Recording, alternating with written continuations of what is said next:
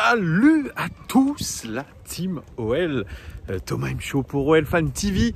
Très heureux de vous retrouver les gones. Journée ensoleillée, dimanche ensoleillé à Lyon et de partout en France je crois. Donc ça fait plutôt plaisir les gones. Petite vidéo OL Daily Mercato. Mais avant toute chose, vous avez la possibilité de gagner le maillot domicile de l'Olympique lyonnais de cette saison. C'est mon petit jeu concours. Pour vous remercier, pour participer, c'est très simple. Vous avez juste à commenter la vidéo que j'ai mise en ligne hier. Voilà, tout simplement, tirage au sort avec un de vos commentaires samedi prochain midi. Voilà, c'est chose faite. Maintenant, petite vidéo OL Daily Mercato, comme je vous ai dit. Bien, l'Olympique lyonnais est en train d'explorer pas mal de pistes, que ce soit défensive, que ce soit offensive, mais surtout défensive. C'est ça le chantier principal du club en ce moment, on va pas se mentir. La cellule de recrutement qui est, on se demande dans quel état elle est, puisque Florian Maurice est parti du côté de Rennes, ou en tout cas ça va être officialisé. Nous, on va officialiser l'arrivée de Florian Maurice. Donc cette cellule de recrutement, elle se met à pied d'œuvre autour de Juninho, en relançant ou en lançant certaines pistes, notamment pour cette défense centrale. Je vous avais déjà fait une vidéo à ce sujet la semaine dernière, puisque vraiment on explore pas mal de pistes. Ce sont souvent des rumeurs de scouting, et là certaines pistes apparaissent dans les journaux, notamment France Football qui fait état d'un intérêt de l'Olympique lyonnais pour un joueur de Sochaux. Il s'appelle Maxence Lacroix. Alors moi je ne le connaissais pas forcément, puisque je ne regarde pas forcément la Ligue 2. Eh bien Maxence Lacroix, il a 20 ans. Il est estimé sur Transfermarkt à 725 000 €. Il joue du côté de Sochaux, où il est en contrat jusqu'en 2022. Donc vous voyez, il a encore 2 ans de contrat. Il est international U20, défenseur central. Cette saison, il a joué 20 matchs avec Sochaux. 71% des matchs disputés avec son équipe, donc il est plutôt indiscutable. C'est un des chouchous du stade Bonal, pour tout vous dire. Alors, au mercato hivernal, il a fait parler de lui, puisqu'il voulait absolument rejoindre la Serie A, du côté notamment de l'Atalanta ou de la Roma, mais il était plutôt lié à l'Atalanta. Eh bien, malheureusement, ça ne s'est pas fait, puisque aucun accord n'a été trouvé entre lui et l'Atalanta, ou en tout cas entre ses représentants et l'Atalanta, et le club socialien et l'Atalanta. Donc il est resté à Sochaux, où il vit une petite vie tranquille de ce que j'ai pu lire. Sa mère, pour la petite histoire, est médecin généraliste du côté de Montbéliard. Bon, je dis peut-être des bêtises, mais en tout cas elle est médecin généraliste. Voilà, c'est pour ça il a été interviewé lors du confinement. Lui, il a effectué tout son confinement du côté de Montbéliard. Voilà, il s'est un petit peu embêté. Voilà. Vous en foutez de toute façon. C'était pour la petite histoire. Alors, Sochaux, 14e de Ligue 2. Mauvaise saison pour Sochaux. Sochaux qui est ni candidat à la relégation, ni candidat à la montée. C'est un peu un club aujourd'hui qui végète. Ancien club de Ligue 1, mais vraiment les ambitions côté socialienne ou socialien, eh bien, ce n'est pas au beau fixe en ce moment. Donc c'est pour ça que Maxence Lacroix, eh bien, il voit plus grand. Et il a raison, parce qu'il a vraiment du potentiel. C'est quelqu'un qui a des grosses qualités, notamment athlétiques. Il fait 1m90. Il est extrêmement technique. C'est quelqu'un qui a notamment une très belle relance. Voilà, il faut le dire. Très belle relance pour Maxence Lacroix. C'est le 2e joueur de Ligue 2 qui remporte le plus de duels défensifs, les gones. Il fait en moyenne 7 interceptions par match, ce qui est plutôt pas mal. Et sa plus grande force, c'est lui qui le dit, c'est sa rage de vaincre. Et pour l'Olympique lyonnais, moi je trouve que c'est plutôt une belle piste, puisque franchement, on pourrait l'avoir pour à peu près 5 millions €. À l'Atalanta, on lui proposait je crois c'était 10 fois son salaire qu'on lui proposait, parce qu'en Ligue 2, on va pas se mentir, à Sochaux, il ne gagne pas énormément. L'Olympique lyonnais pourrait lui assurer un salaire confortable, à savoir si il serait opérationnel pour jouer tout de suite en tant que titulaire, ou en tout cas tourner dans la rotation avec les défenseurs centraux. Moi, je pense que cette piste, Maxence Lacroix, elle est très intéressante. D'une, parce que c'est un joueur français. Deux, parce que c'est un joueur d'avenir, prometteur. Trois, parce qu'il n'est pas trop cher. Et quatre, parce que je pense que si on veut rebâtir une équipe, on sera évidemment obligé de passer par, encore une fois, des joueurs prometteurs, des joueurs à fort potentiel qu'on va essayer de faire progresser. Et ensuite, pourquoi pas les revendre à des grands clubs européens.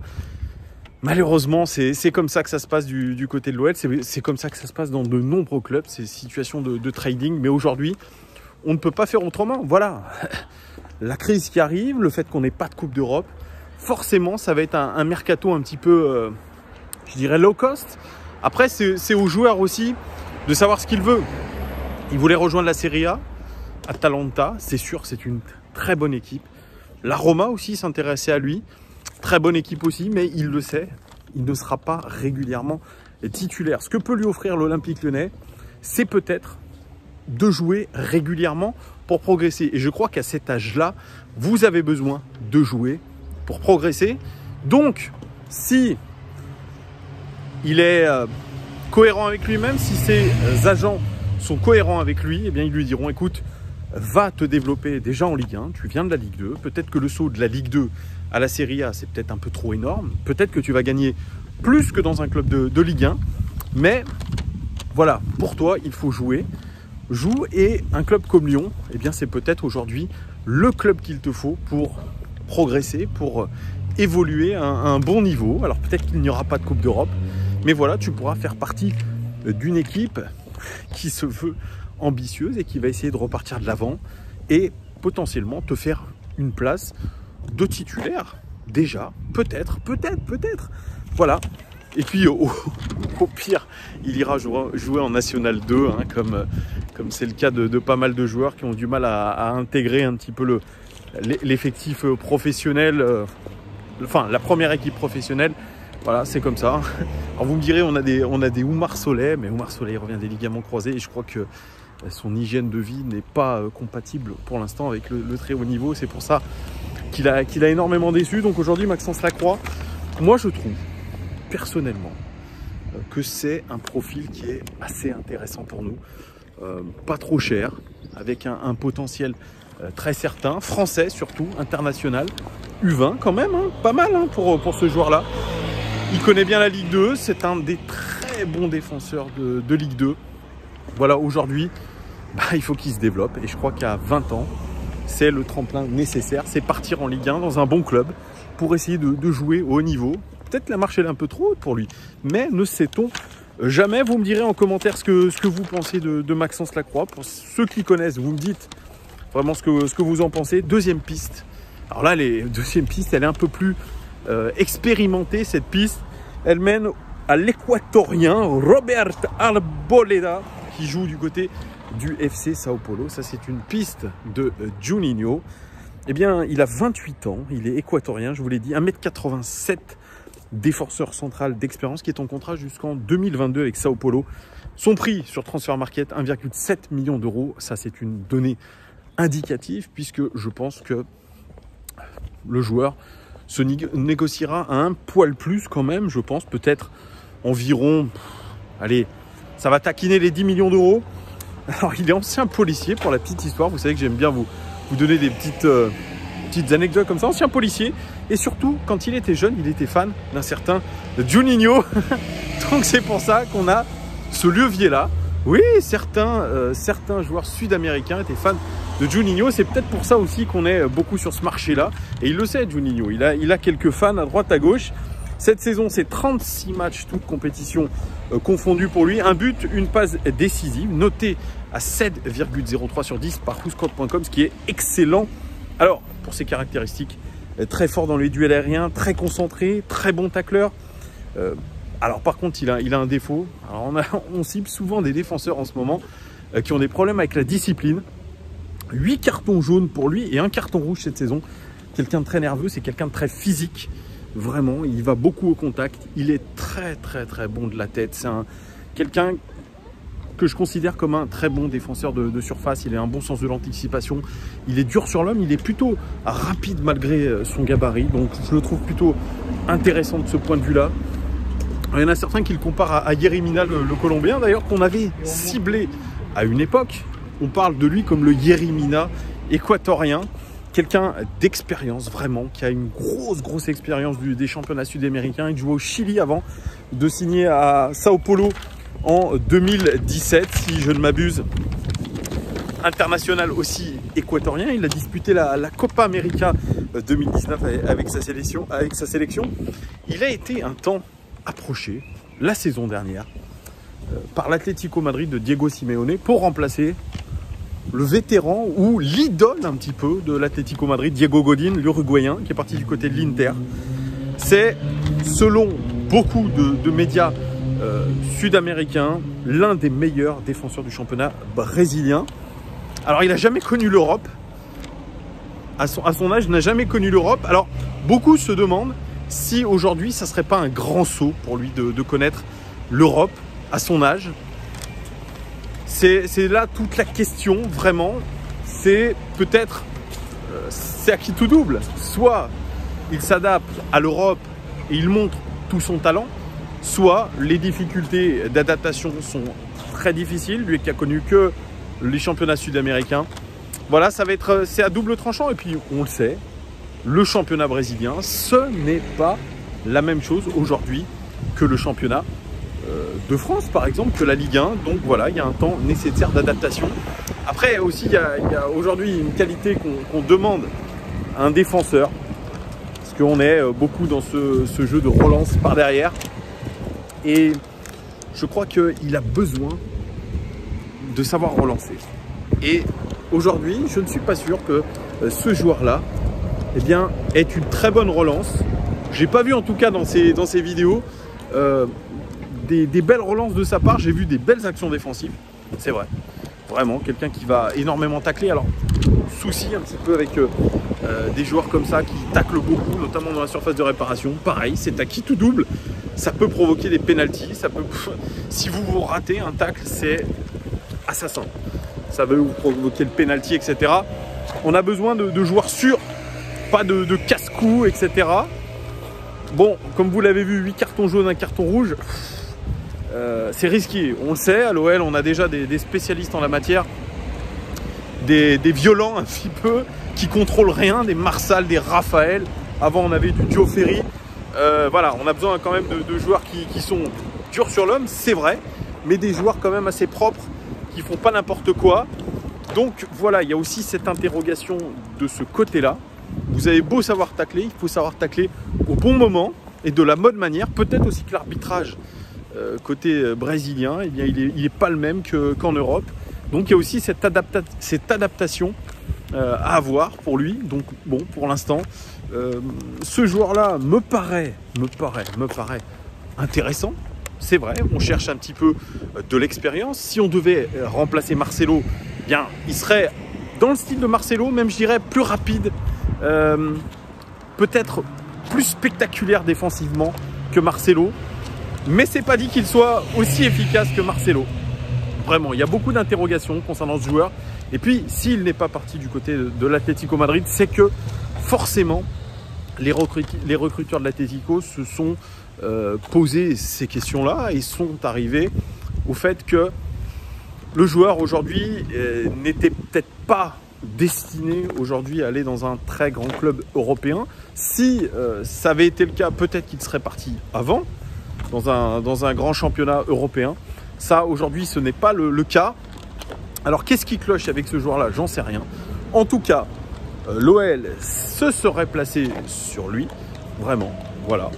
Avec l'ambition peut-être de le rapatrier du côté de Lyon pour une somme qui ne sera pas démentielle. Aujourd'hui, c'est un peu ça qu'on remarque. C'est que l'Olympique Lyonnais eh bien, se prépare possiblement à ne pas jouer de Coupe d'Europe. Donc, forcément, à chercher des joueurs qui ont du potentiel ou qui ont de l'expérience dans un championnat étranger, mais aujourd'hui qui ne valent pas non plus des sommes folles. Vraiment, là on parle de joueurs, que ce soit Maxence Lacroix qu'on devrait potentiellement avoir pour 5-7 millions d'euros. Ce joueur-là qu'on pourrait avoir pour peut-être environ 10 millions d'euros. Vous voyez, c'est pas non plus extraordinaire. Voilà, on mise un petit peu sur des joueurs soit d'avenir, soit des joueurs expérimentés de championnat sud-américain. C'est à qui tout double. C'est toujours la même chose avec le scouting, surtout quand vous essayez de remonter une équipe compétitive. Donc on va passer par là, mais cette piste-là, elle mérite d'exister. Moi, voilà, j'en ai vu on en a vu passer des pistes hein, de défenseurs. Dites-moi vous ce que vous en pensez de cette piste-là. Je suis pas vraiment convaincu. Voilà. Pour tout vous dire, je suis pas vraiment convaincu. Il y a beaucoup de choses qui me font hésiter. Donc voilà, dites-moi vous ce que vous en pensez. Et puis dernière piste, c'est pareil, c'est un Sud-Américain, c'est un Brésilien. Il s'appelle Thales Magno. On le dit de lui qu'il serait le nouveau Neymar. Pour tout vous dire, pour avoir vu les vidéos, non, c'est pas du tout le même physique que Neymar, c'est pas du tout le même jeu que Neymar. Et pourtant, on parle de lui comme d'un joueur d'avenir. Il a 17 ans. Il va sur ses 18 ans. Il a un an de plus que Ryan Cherki. Il joue au Vasco de Gama. Vasco de Gama, c'est l'ancien club, l'un des anciens clubs brésiliens de Juninho. Oui, vous avez tout à fait compris. 18 ans bientôt. Mais surtout 1m86 pour lui. Beau gabarit déjà à 18 ans. Il est en contrat avec le Vasco pour jusqu'en 2022. Son prix indicatif, son transfert market, c'est 4,5 millions d'euros. Par contre, sa clause libératoire est à 50 millions. Mais on parle peut-être d'un départ aux alentours des 25 millions d'euros pour lui. Évidemment, il n'y a pas que l'Olympique Lyonnais sur lui. Il y a Liverpool notamment qui est vraiment très attentif à lui. Nous on l'a scouté en janvier. Aujourd'hui ça pourrait être une piste intéressante pour un joueur qui est quand même très jeune. Il est international U17 brésilien. Alors il est capable de jouer soit avant-centre, soit ailier gauche. Moi je l'ai vu beaucoup jouer ailier gauche. C'est un joueur assez intéressant parce qu'il m'a fait penser, alors moi j'essaye toujours de trouver des comparaisons, un petit peu dans le gabarit à Adriano. Après, vous avez, quand vous regardez un petit peu aussi, vous avez, comment il s'appelle le joueur? J'ai un petit trou de mémoire, le joueur belge qui est du côté de Dortmund. Bref, ça me reviendra. C'est un joueur qui est vraiment assez polyvalent, mais alors, il a cette propension à dribbler assez magistrale. C'est vrai, pour ce gabarit-là, vous vous dites, waouh, comment il arrive à passer? Il est assez énergique.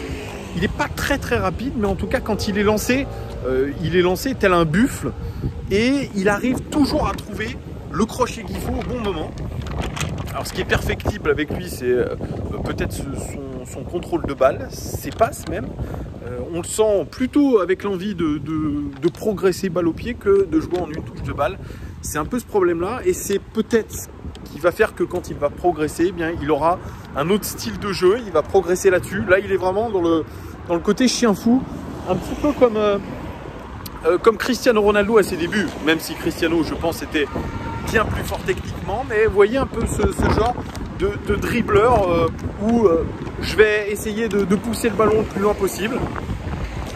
Essayer de faire mon rôle d'impact player. J'ai 17 ans, je dois montrer à la terre entière que je suis un grand footballeur, que j'ai du talent, etc.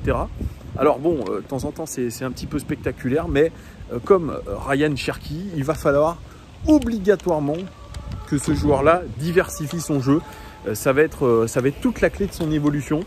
Aujourd'hui, c'est un joueur qu'il faut vraiment, je pense, polir. C'est un diamant, mais à polir. Voilà. C'est un diamant, mais à polir. Alors, il a fait uniquement, alors en plus, 17 matchs en professionnel, 12 titularisations quand même, 2 buts, 4 cartons jaunes. Lui aussi un petit peu nerveux, le garçon. Très fort dans les dribbles, comme je vous l'ai dit, dans les passes en profondeur. Ouais, il sent bien les choses. Et dans les tirs de loin. Alors, il est perfectible sur les centres, sur la protection de balles et la contribution défensive. Là aussi, c'est pareil, ces jeunes aujourd'hui, ils croient que parce qu'ils ont un talent de dribbleur, parce qu'ils sont au-dessus du lot, ils n'ont pas besoin de défendre. Eh bien, aujourd'hui, il faut se réveiller et se dire, eh bien, c'est pas parce qu'on a du talent qu'on ne doit pas défendre.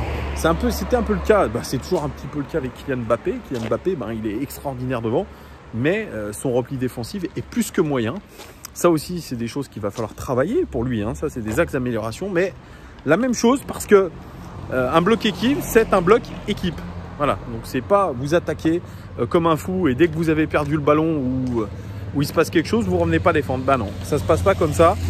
Donc ce joueur-là, bah, il va falloir lui dire qu'il faudra défendre. Sa note, elle est plutôt pas mal, hein, 6,86 sur 10 par footspot.com. Puis c'est quelqu'un qui obtient souvent des fautes puisqu'il aime bien dribbler. Alors, joueur intéressant, c'est vrai. Mais de là à dire que c'est le nouveau Neymar, c'est absolument n'importe quoi. Ce n'est absolument pas le style Neymar, voilà, qu'on se le dise. Allez voir d'ailleurs une vidéo de Thales Magno, vous allez vous en rendre compte. C'est un joueur vraiment intéressant, différent, parce que pour son gabarit, cette capacité de dribble, elle est intéressante. Et je vous dis, c'est un joueur d'avenir. N'oublions pas que Neymar n'est parti de Santos qu'à l'âge de 21 ans pour signer au Barça. Aujourd'hui, 17 ans, vous allez sur vos 18 ans. Est-ce qu'aujourd'hui, partir complètement de continent, changer de continent, partir à l'étranger, c'est ce qu'il y a de mieux à faire aujourd'hui pour un joueur? Bah, je crois pas. Je crois pas. Vraiment, je crois pas. Hein. Je crois pas. Pour un joueur brésilien, on le sait, c'est un autre continent, c'est une autre façon de jouer. C'est peut-être aujourd'hui aussi quitter son cocon familial. L'Europe et le Brésil, c'est le jour et la nuit. Brésil, vous avez les plages, etc. Il y a une ambiance, il y a quelque chose.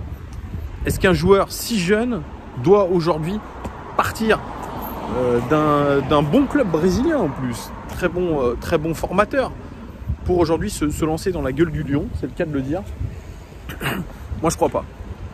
Je suis en train de manger des pollens. Moi, je crois pas. Je crois que c'est un joueur qui doit rester au bercail pour l'instant, peut-être 2-3 ans. Alors, on parlait aussi de la piste Benfica pour lui, ce qui ne serait pas si bête que ça, puisque vous avez la langue aussi, pas de barrière de la langue, ça c'est important. Pas de barrière de la langue pour lui, donc un bon club aussi qui aime former des Brésiliens, qui a formé toujours de très bons joueurs. Ça peut être une étape encore pour lui en Europe, pour ensuite peut-être prétendre à mieux. Donc il faudra réfléchir aussi à lui, mais en tout cas, pour l'Olympique Lyonnais, je ne vois pas du tout l'intérêt de le recruter. Et lui, je ne vois pas l'intérêt de partir. Si on prend l'exemple aujourd'hui d'un Gianluca, il a un petit peu du mal à s'intégrer. Que ce soit Silvinho ou que ce soit Rudy Garcia, ne lui ont pas fait confiance aujourd'hui à 100%. Malgré de bonnes prestations quand même quand il est rentré la plupart du temps. Mais lui aussi, voilà, il est peut-être aujourd'hui dans un souci d'adaptation. Il faudra voir sa deuxième saison. Parce que c'est potentiellement un très bon joueur. On a Camilo qui est arrivé, qui est très jeune aussi. Il a commencé avec la Nationale 2. Ça, il faudra aussi voir un peu ce qu'il donne. Ça, c'est sûr. Il va falloir vraiment polir ses joueurs. Et puis, c'est dur vraiment de changer d'endroit. Alors que vous sentez bien quand même au bercail, que vous avez votre famille, vos parents. Voilà, là, c'est partir vraiment à l'aventure. Et peut-être se griller les ailes. Donc, voilà, moi je suis pas pour. Vous me direz vous ce que vous en pensez de Thales Magno. Si vous miseriez sur lui, mais en tout cas, Liverpool, ça me paraît un petit peu au-dessus pour lui pour l'instant. Voilà, c'est comme des Ryan Cherki qu'on annonce du côté du Real Madrid. Voilà, aujourd'hui, il ne jouera pas au Real Madrid, il ira plutôt à la Castilla du Real Madrid pour l'instant. Mais aussi, c'est pareil, c'est changer de contexte complètement. Est-ce que c'est pas trop rapide de faire quelques matchs en pro, même pas une saison complète, et ensuite partir? Voilà, ça me paraît encore prématuré. En tout cas, l'Olympique Lyonnais, eh bien, l'observe. Voilà. Garde un œil sur lui, c'est vrai, ils peuvent. Hein. C'est comme ça plutôt qu'il faut le voir. Mais en tout cas, moi, je ne le vois pas à l'Olympique Lyonnais. Voilà, dites-moi les gars ce que vous pensez de toute cette piste en commentaire. Dites-moi si elle vous intéresse ou alors vous dites encore une fois, bah, c'est des pistes complètement fantoches, complètement folkloriques, comme dirait Romain Molina. Voilà, dites-moi tout en commentaire les gars. Je tiens à vous remercier encore une fois pour tous vos messages de bienveillance, vos commentaires positifs, même négatifs, parce que vous avez le droit d'être négatif aussi. Vous avez le droit, bien évidemment. Voilà, merci en tout cas de votre fidélité. Pensez au jeu concours. Et puis, je vous souhaite un très très bon dimanche, une très bonne fin d'après-midi. Et à très bientôt les gars. Ciao, ciao, ciao!